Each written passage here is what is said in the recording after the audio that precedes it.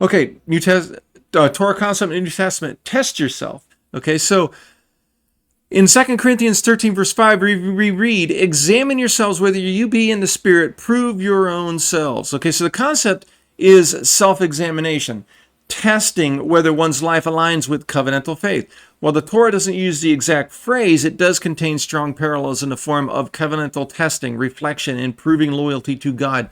So the Torah parallels to test yourself. The first example is examine your heart and your motives. Deuteronomy 8, verse 2.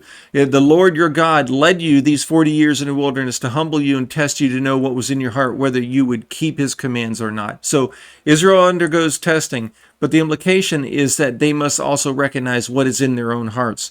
Next example, circumcision of the heart. Deuteronomy 10, verse 16. Circumcise therefore the foreskin of your heart and be no longer stubborn. So this is a call to inner self-examination and transformation, not just outward ritual. The next example, choose life. Deuteronomy 30, verse 19. I've set before you life and death, blessing and curse. Therefore, choose life. Okay? And so this requires a self-testing. Am I walking in the way of life or drifting towards death?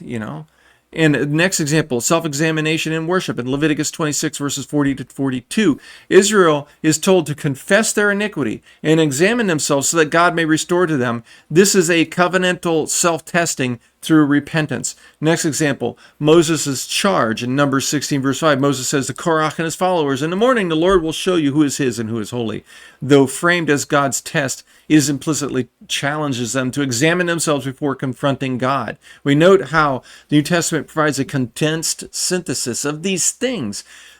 1, Deuteronomy 8:2, God tests to reveal what's in the heart.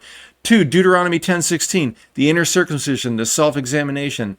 3, Deuteronomy 30, verse 19, choosing life requires personal reflection. And 4, Leviticus 26, verse 40, confession is self-testing. Okay, so Paul's exhortation in 2 Corinthians 13, verse 5, to test yourselves is not foreign to Torah, right? It's not foreign to Torah thought.